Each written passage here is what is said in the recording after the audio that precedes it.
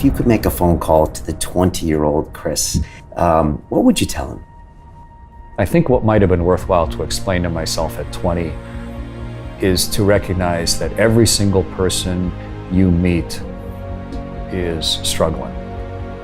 I didn't know that then. You tend to see other people as completely formed individuals. I still do sometimes. But to recognize that everybody you meet, every single one of them, no matter how expensive their suit is or how serious their expression is, they are looking for significance. They are trying to do the best they can, and they fail regularly. And they're within their own particular battle of their own life.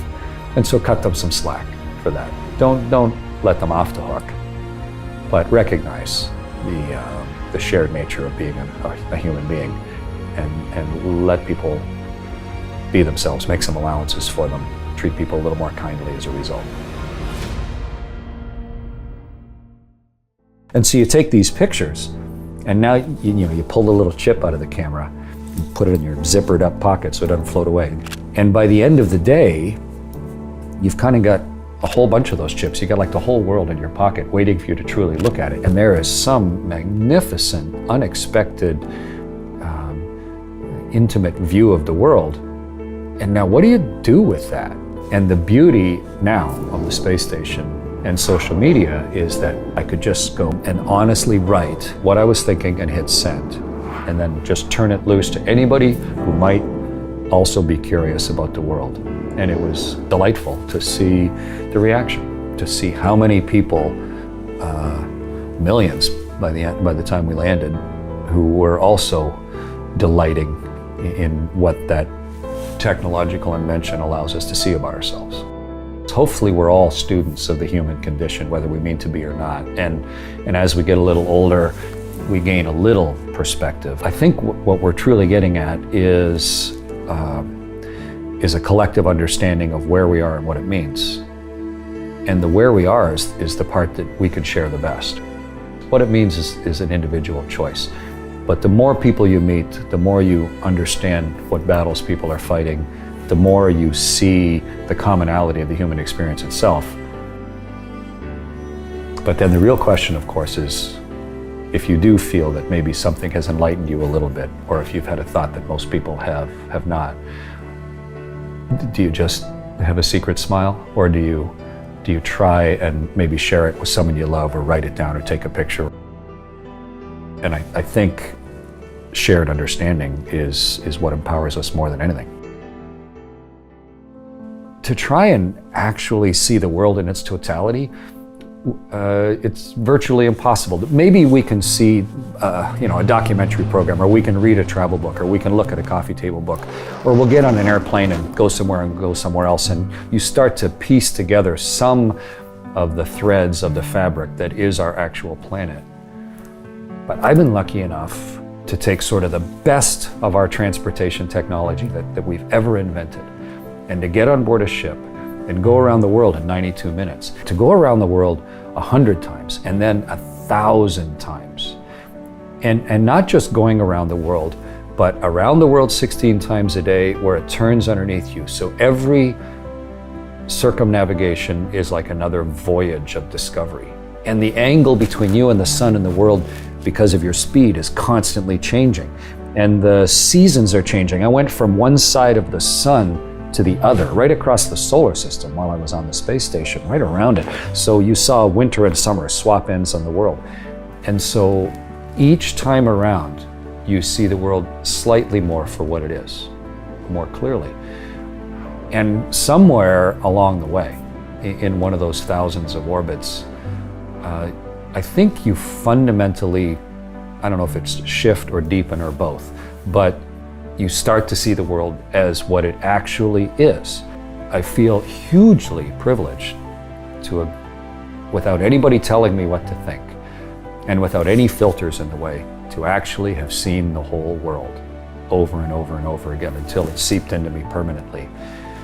And it doesn't necessarily give me any outlandish insight or any outlandish imperative to change the world, but I think it does give me a perspective that I feel compelled to try and share, to try and let as many other people. I was there on behalf of a lot of people. You know, it took a lot of lucre to build that rocket ship and accelerate my body to 8 kilometers a second and let me stay there. And so I feel a responsibility to do my best to let other people see what's beyond their room based on the things that I've seen. As you mentioned at the outset, I flew on the space shuttle twice. Once to go help build the Russian space station Mir, and then on my second flight to go help build the International Space Station and do spacewalks. But on my third flight, you know, this wasn't just a week or two on board the space shuttle. This was launch as the pilot or the board engineer of the Soyuz, and then stay in space for almost half a year. And it's not to belittle those initial shuttle flights. They were magnificent and hugely instructive to me. But I count myself hugely lucky to, at the end of all that, to have had a chance to go live off the planet for 5 months, to be asked to command the spaceship. So that level of seriousness and responsibility, but also just the richness of what comes along with that experience itself. You can read about a spacewalk or watch a movie of a spacewalk and you sort of get a sense of it. And then when you're on board a spaceship and you're floating weightless by the window, especially we have one bulging window, the cupola, so you can almost freely look around in 180 degrees, you get some sense of where you actually are.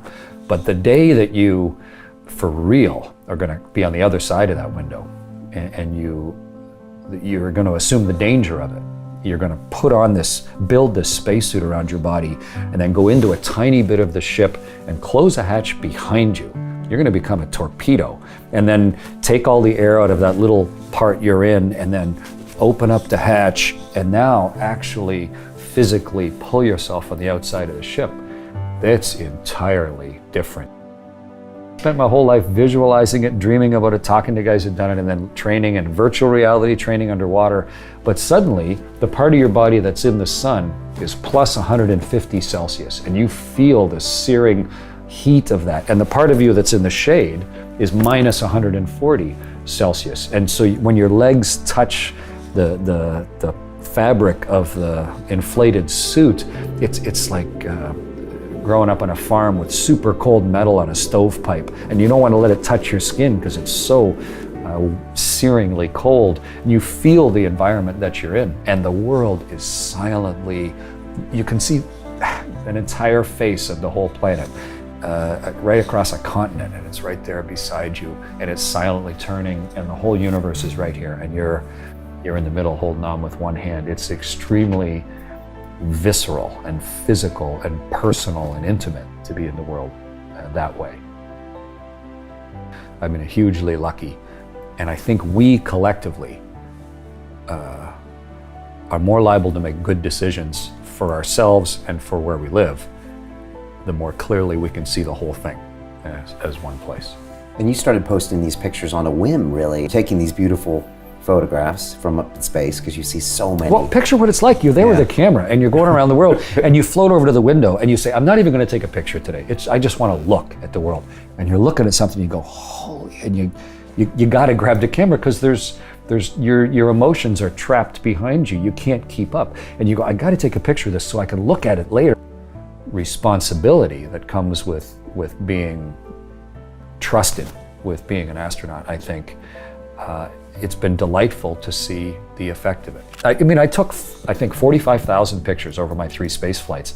And after a year I got back from landing, I was like, what are we going to do with all those photos? I mean, do we just let them sit in a file? I thought, why don't we take the best and put them in a book and then put why each picture meant something to me. This is just a sharing of the experience and let people then maybe see the world for what it truly is. Or at least a slightly clearer view or a more complete perspective-rich view of the world. And then, just like me as a 9-year-old boy, maybe they will then be a slightly different person with their choices.